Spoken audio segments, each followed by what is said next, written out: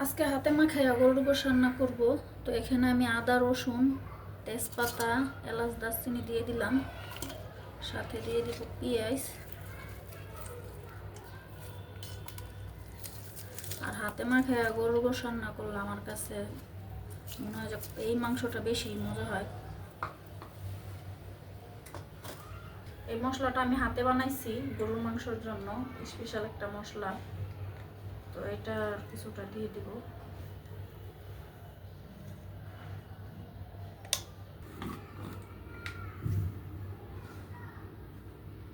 নিচে গেছি, নিচের থেকে গিয়া ডাঁটা শাক নিয়ে আসছি। অনেকদিন পরে কুচি কুচি ডাঁটা শাকগুলো পাইছি। আর এখন তো শাক পাতা তেমন একটা পাওয়া যায় না, এখন তো বর্ষাকাল, তারপর বৃষ্টি। একটু ঝাল দিব বেশি করে।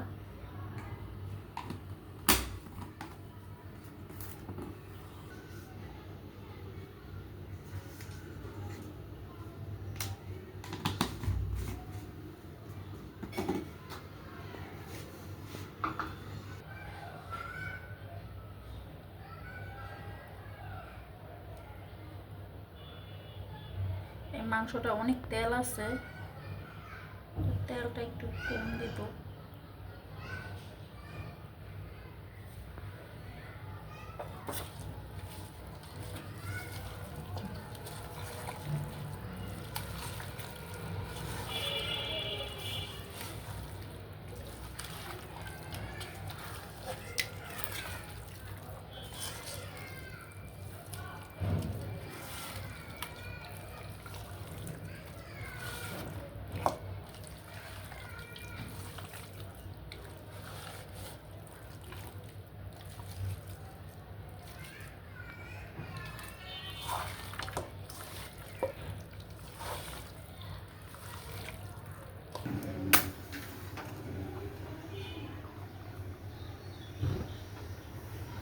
মাংসটা বসাই দিলাম।